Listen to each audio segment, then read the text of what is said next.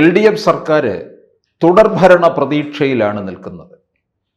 ആ തുടർഭരണ പ്രതീക്ഷയിൽക്ക് കൂടുതൽ ആക്കം കിട്ടിയത് കോൺഗ്രസ്സിന് അല്പം പ്രതിച്ഛായ മോശമായി പോയതിൻ്റെ പേരിലാണ്. BJP എന്തായാലും 2031 മാത്രമേ കേരളത്തിൽ അധികാരത്തിൽ വരൂ എന്ന് CPM കണക്ക് കൂട്ടുന്നുമുണ്ട്. അപ്പോൾ ഈ മൂന്നാം വട്ട അധികാരത്തിലേക്ക് വരണമെന്നുണ്ടെങ്കിൽ എന്താണ് LDF സർക്കാർ ഉയർത്തിക്കാട്ടാൻ പോകുന്നത്? ഓരോ മന്ത്രിതല വകുപ്പുകളിലും ഉണ്ടായിട്ടുള്ള നേട്ടങ്ങളെക്കുറിച്ച് ഏത് തരത്തിൽ പ്രതിപാദിക്കും? ഇത്തരത്തിലുള്ള കാര്യങ്ങളൊക്കെ ചിന്താവിഷയമാണ്. ഇതിൽ 2021 രണ്ടാം വട്ടം പിണറായി അധികാരത്തിൽ വന്നതിന് ശേഷം കേരളത്തിൽ 2 പേരെ മാത്രമേ ജനങ്ങൾ കേട്ടിട്ടുള്ളൂ. അത് പിണറായി വിജയനും മരുമകൻ റിയാസും മാത്രമാണ്. മറ്റു വകുപ്പുകൾ ആരൊക്കെയാണ് കൈയാളുന്നത് എന്ന് പോലും അറിയാത്ത ഒരു സാഹചര്യമാണ് ഉണ്ടായിരിക്കുന്നത്. പല വകുപ്പുകളും വൻ പരാജയത്തിലേക്ക് പോവുകയും ചെയ്തു. ഈ സാഹചര്യത്തിൽ മൂന്നാം വട്ടം അധികാരത്തിൽ വരുമ്പോൾ ചിലരെയൊക്കെ മത്സര രംഗത്ത് നിന്ന് മാറ്റി നിർത്തും എന്നാണ് അറിയുന്നത്. അതല്ല, മാറ്റി നിർത്തിയില്ലെന്നുണ്ടെങ്കിൽ പരാജയം നേരിടേണ്ടി വരും എന്നുള്ള വിവരവുമുണ്ട്. ഇപ്പോൾ തന്നെ പിണറായി വിജയന്റെ കൈവശം ഇന്റലിജൻസ് റിപ്പോർട്ട് ലഭിച്ചിരിക്കുകയാണ്. ചില മന്ത്രിമാരെ മാറ്റി നിർത്തണം, പരാജയം ഉണ്ടാകും എന്നുള്ളത് ഉറപ്പായിട്ടുള്ള കാര്യം തന്നെയാണ്. CPM-നെ സംബന്ധിച്ചിടത്തോളം ഈ 2 ടേം കഴിഞ്ഞവരെ സ്വാഭാവികമായിട്ടും മാറ്റി നിർത്തും. അപൂർവം ചില സാഹചര്യങ്ങളിൽ മാത്രം മൂന്നാമത് നിർത്താറുണ്ട്. ചില മണ്ഡലം നിലനിർത്തണമെന്നുണ്ടെങ്കിൽ ചിലരെ കൊണ്ട് മാത്രമേ സാധിക്കുകയുള്ളൂ എന്നുള്ളത് കൊണ്ട് ഈ മുൻകാലങ്ങളിലൊക്കെ 4ഉം 5ഉം വട്ടമൊക്കെ ജയിച്ചു കയറിയവരുണ്ട്. ഇപ്പം ഉദാഹരണം റാന്നി, പത്തനംതിട്ട ജില്ലയിലെ റാന്നി മണ്ഡലത്തിൽ നിന്ന് രാജു എബ്രഹാം 5 തവണയാണ് ജയിച്ചു വന്നത്. 5 തവണ എന്ന് പറഞ്ഞാൽ 25 വർഷമായിട്ട് അവിടുത്തെ MLA ആയിരുന്നു. 2016 വരുമ്പോൾ, അതായത് ഏറ്റവും അവസാനം വിജയിച്ചു വരുന്ന സമയത്ത് രാജു എബ്രഹാം മന്ത്രിയാകുമെന്നാണ് കരുതിയത്. പക്ഷേ ഒരു സ്ഥാനവും കൊടുത്തില്ല. 2021 മത്സര രംഗത്ത് നിന്ന് മാറ്റി നിർത്തുകയും ചെയ്തു. പിന്നീട് പത്തനംതിട്ടയുടെ പാർട്ടി ജില്ലാ സെക്രട്ടറി ആയി മാറുകയും ചെയ്തു. അപ്പോൾ ചില സാഹചര്യങ്ങളിൽ ചിലർക്ക് 2 വട്ടമല്ല 3 വട്ടവും കഴിഞ്ഞു കൊടുക്കാം. ഇപ്പൊ പിണറായി വിജയനെ സംബന്ധിച്ചിടത്തോളം ഇത്തരത്തിലുള്ള കാര്യങ്ങളെല്ലാം തന്നെ അതിജീവിച്ചാണ് മുമ്പോട്ട് പോയിക്കൊണ്ടിരിക്കുന്നത്. എത്ര നാൾ ഇരിക്കാമോ അത്രയും നാൾ കൊടുക്കും എന്നുള്ള രീതിയിലാണ് പാർട്ടിയുടെ കീഴ്വഴക്കങ്ങളെല്ലാം കൊണ്ടുവന്നിരിക്കുന്നത്. ഇവിടെ ഇപ്പോൾ പിണറായി വിജയന് ലഭിച്ചിരിക്കുന്ന ഇന്റലിജൻസ് റിപ്പോർട്ടിലെ പറയുന്ന മന്ത്രിമാർ, ഒന്നാമത് പത്തനംതിട്ട ജില്ലയിലെ ആറന്മുള നിയോജക മണ്ഡലത്തിലേക്ക് പോവുക. 2016 2021 വിജയിച്ചു വന്ന MLA. ഇതിനിടയ്ക്ക് 2019 ലോക്സഭാ തെരഞ്ഞെടുപ്പിൽ ഈ MLA ലോക്സഭയിലേക്ക് മത്സരിപ്പിച്ചു. പത്തനംതിട്ട മണ്ഡലത്തിൽ നിന്ന് ആന്റണിയോടെ പരാജയപ്പെട്ടു പോയി. വീണ ജോർജ് എന്ന ആരോഗ്യ വകുപ്പ് മന്ത്രി കേരളത്തിനുണ്ടാക്കി വെച്ചിരിക്കുന്ന, മണ്ഡലത്തിന് മാത്രമല്ല കേരളത്തിന് തന്നെ മൊത്തത്തിൽ വലിയ ഒരു ദോഷമാണ്, വലിയ പരിക്കാണ് ഏൽപ്പിച്ചിട്ടുള്ളത്. ആരോഗ്യരംഗത്തെ പരിക്കെന്ന് പറഞ്ഞാൽ അത് കേരളത്തിലെ മുഴുവൻ ജനതയെയും ബാധിക്കുന്ന കാര്യമാണ്. 2016 ഒന്നാം പിണറായി സർക്കാർ അധികാരത്തിൽ വരുന്നത് ആരോഗ്യ വകുപ്പിന്റെ മികച്ച നേട്ടങ്ങൾ എടുത്തു കാണിച്ചുകൊണ്ടാണ്.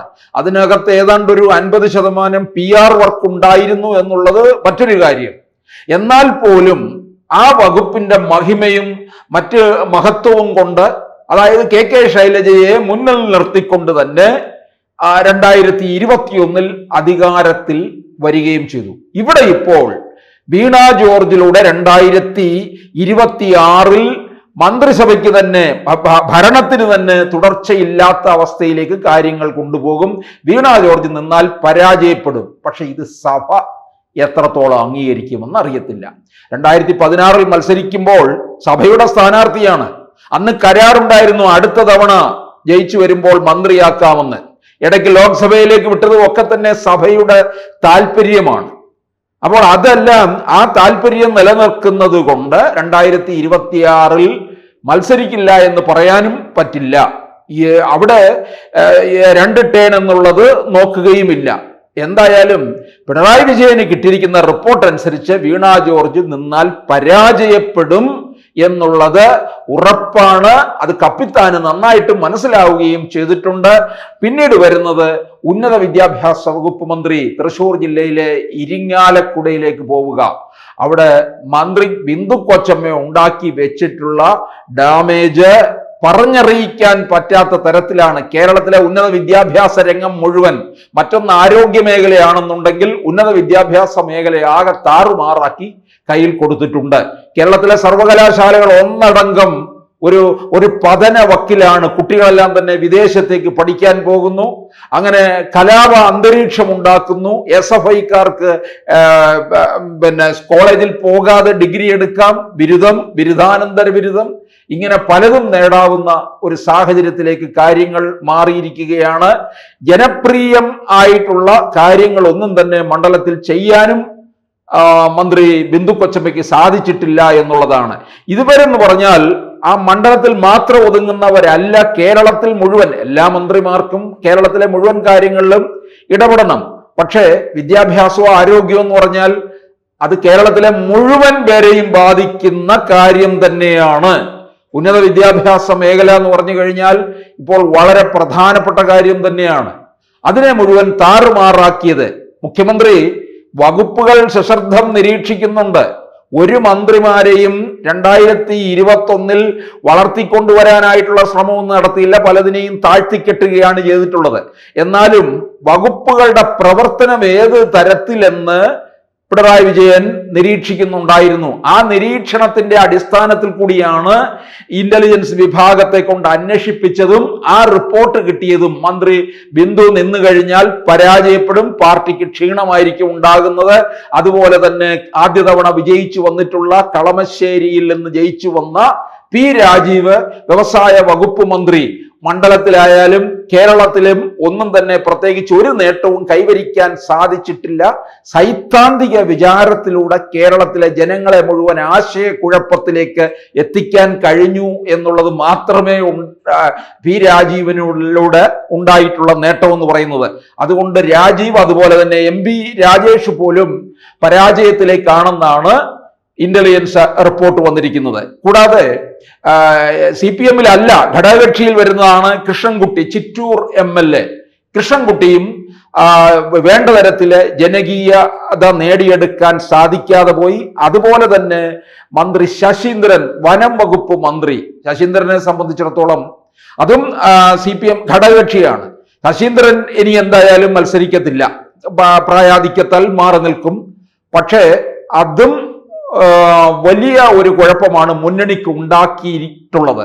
കാരണം വന്യമൃഗശല്യം മലയോര മേഖലകളിൽ, പ്രത്യേകിച്ച് ഇടുക്കി, പത്തനംതിട്ട, വയനാട്, മലപ്പുറം എന്നീ ജില്ലകളിൽ ഈ വന്യമൃഗശല്യം അതിരൂക്ഷമാണ്.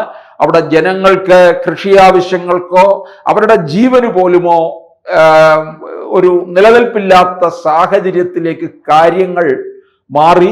അത് പ്രതികൂലമായിട്ടുള്ള ഒരു സാഹചര്യമാണ് ഉണ്ടാക്കുന്നത്. അതിലൂടെ LDF-ന് തന്നെ അതിൻ്റെ ദോഷവും ഉണ്ടാക്കുമെന്നുള്ളത് കൃത്യമായി തെളിഞ്ഞിട്ടുള്ള കാര്യമാണ്. ഇപ്പോൾ ഈ ശശീന്ദ്രനൊന്നും മത്സരിക്കുന്നില്ല എങ്കിൽ പോലും അത് പാർട്ടിക്കും മുന്നണിക്കും വലിയ ക്ഷീണം ഉണ്ടാക്കും. അപ്പോൾ നേരിട്ട് പറഞ്ഞു കഴിഞ്ഞാൽ ഇത്രയും മന്ത്രിമാർ, പ്രത്യേകിച്ച് വീണ ജോർജ് മന്ത്രി, ബിന്ദു, പി രാജീവ്, രാജേഷ്, കൃഷ്ണൻകുട്ടി എന്നിവരൊക്കെ മത്സരിക്കാൻ ഇറങ്ങിക്കഴിഞ്ഞാൽ ഉറപ്പായും പരാജയപ്പെടും എന്നുള്ള കാര്യത്തിലാണ് പിണറായി വിജയന്റെ കൈവശം ഇന്റലിജൻസ് റിപ്പോർട്ട് വന്നിരിക്കുന്നത്. അതനുസരിച്ച് തന്നെയായിരിക്കും പിണറായി ഇനി അങ്ങോട്ട് കാര്യങ്ങൾ നീങ്ങുക. കൂടുതൽ വാർത്തകളും വിശേഷങ്ങളും നിങ്ങളിലേക്ക് എത്താൻ ABC മലയാളം സബ്സ്ക്രൈബ് ചെയ്യുക, ബെൽ ബട്ടണും അമർത്തുക.